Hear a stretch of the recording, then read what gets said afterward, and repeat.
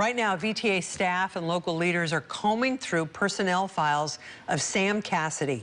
He shot and killed 9 of his co-workers on May 26, before turning the gun on himself. And then after initial review, VTA found 4 separate incidents involving Cassidy that were elevated to management. KRON 4's Taylor Bisacki joins us now live from the VTA rail yard now with more on this troubling story.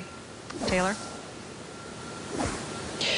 Well, it's a question that we all want to know and answer. Could we have predicted the behavior of Sam Cassidy and prevented this heinous mass shooting? Now, in its initial review, the VTA rail yard says that it hasn't found any formal disciplinary action when it comes to threatening or dangerous behavior. However, his records aren't squeaky clean. Now, I also spoke with a law firm today who conducts workplace investigations, and they say it's much more complicated beneath the surface. On Thursday, VTA released more than 200 personnel documents on employee Sam Cassidy, who shot and killed 9 of his coworkers at the rail yard last month before killing himself. In a statement, VTA says, quote, "So far, there is no indication of records in Cassidy's VTA personnel file of any formal discipline for threatening behavior or violence during his 20-year career at VTA. However, they did find 4 separate incidents involving Cassidy that were elevated to management, one of them being a verbal altercation in 2020 between Cassidy and a coworker, where another unnamed employee stated Cassidy, quote, "scares me, and if someone was to go postal, it'd be him." You can imagine not just this year, but last year, recent years, politics, things going on in the world, and then a pandemic on top of that. It's made the workplace a stressful place. And so people do make offhand remarks. Not all of them are indicators of potential violence. Vita Thomas is a partner at Oppenheimer Investigations Group, which is a law firm that conducts workplace investigations. In these situations, their group looks into past behavior and then turns this sort of information over to a threat assessor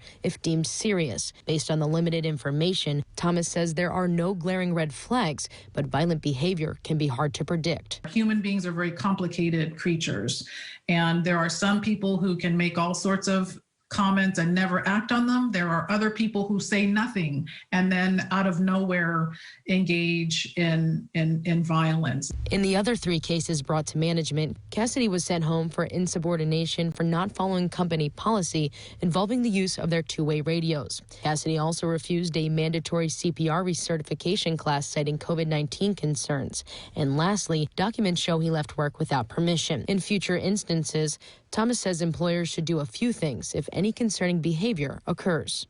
Make sure they have strong HR individuals in the HR position who have good relationships with employees. When things are brought to their attention, take them seriously, at least do a preliminary investigation to figure out, oh, is this just a person who's having a bad day, or is this something that might be a bit more serious?